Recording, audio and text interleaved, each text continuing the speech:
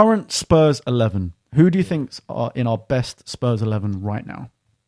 Who would you want to see starting in like an important game? Or just like, well, pretty much any game, but let's just say Premier League game, got win. Yeah, Son, Kane. Straight. Pretty standard. Let's assume 4-2-3-1. I'm just going to fly everywhere. Okay, go on. Son and so on Kane. Tanganga. Yeah. Would you want him right back instead of Emerson? Because he's been that's the thing. He's been kind of playing right back recently, and I'm not sure if he's going to get in this team as a centre back again, unless we play 3 at the back, which we haven't. Assuming 4-2-3-1, it's between Tanganga and Emerson for right back for me. Emerson looked good against Villa. To be honest, who would you choose? Nah, this is mad. I got to pre it. Hold on. That's tough. I really, really like Tanganga. Mm-hmm. And I thought he looked class against City, put Grealish and Sterling in his pocket. What did you think about him against Zaha? Yeah, it was just... that was the inexperiencedness coming out of him. I think it was just him being a bit rash. Cool. I still think he's a good player. Yeah. I just think he's not that experienced yet. And again, he says himself he prefers to play centre-back. But he's not really going to play there. He's going to play right back now.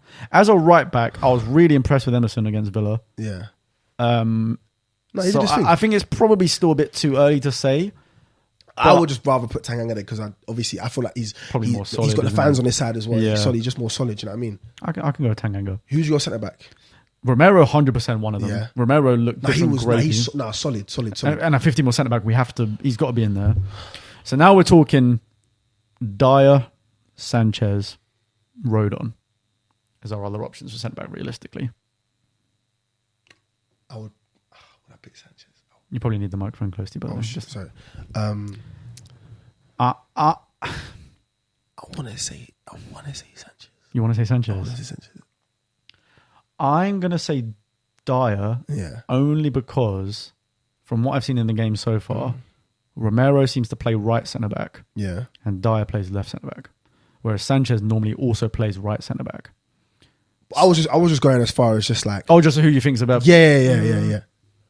But if we're talking obviously compatibility, that's a good point actually. I do think Sanchez definitely has more, and Sanchez is a centre back at least, whereas Dyer isn't really a centre back. Yeah. He was a defensive midfielder. We turned into a centre back. He'd been saying that. I think he'd been saying that. Yeah, I don't want either of them. I would want Rodon to be this other centre back that is like great for us, but then we haven't seen enough of him, so I don't know. Left back.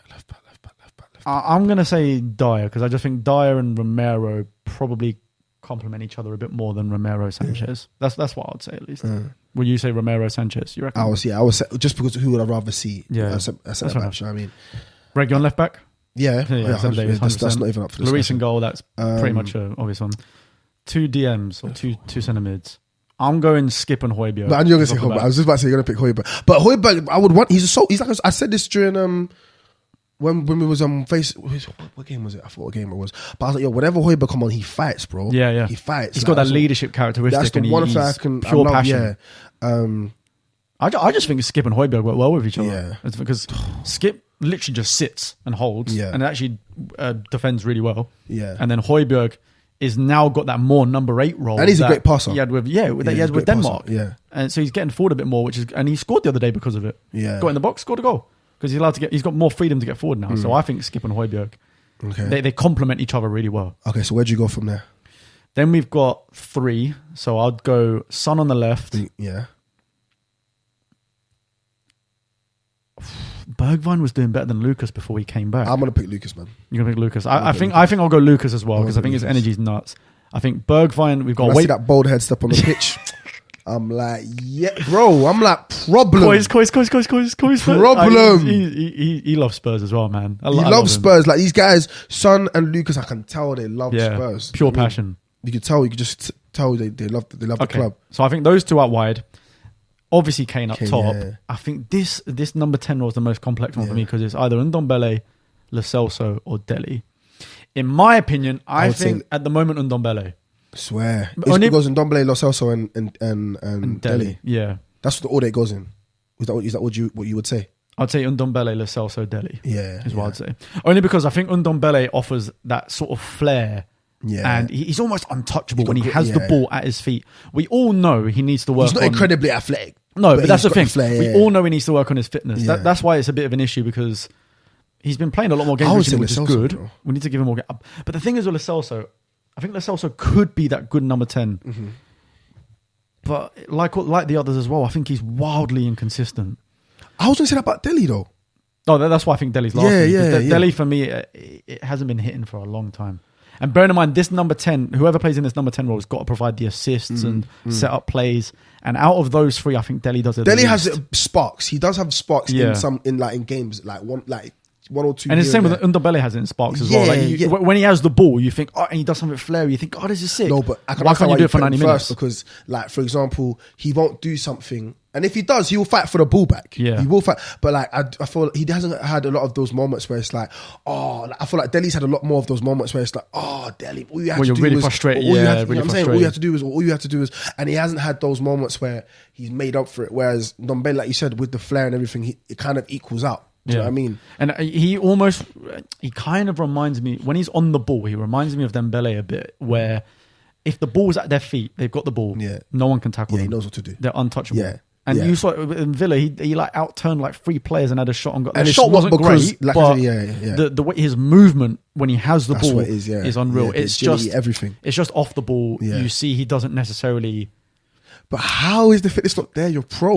No, but You're a you know pro what? player. But you know what I'm liking though? We're playing him a lot more, and he's gonna get there. Yeah, I feel like yeah. the problem is with him is that he plays one game like last year he played like one every 5 matches, Yeah. and if that, probably less than that. He played one every 6 or 7 games.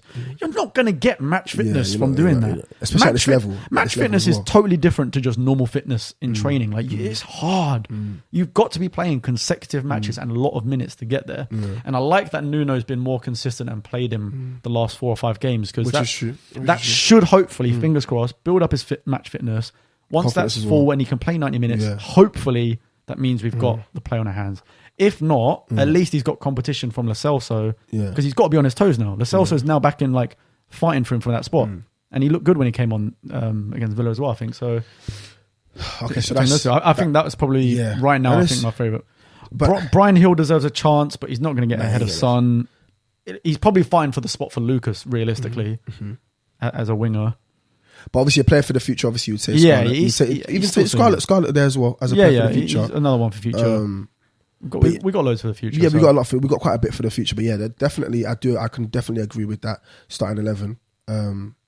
Cool. I think that's... Yeah, my thing was just like, as long as Tanganga's right back, then I'm cool. All right, cool. We'll tell that. Let us know in the comments if you're watching this on YouTube. Let us Yeah. know what you think the best Spurs 11 is.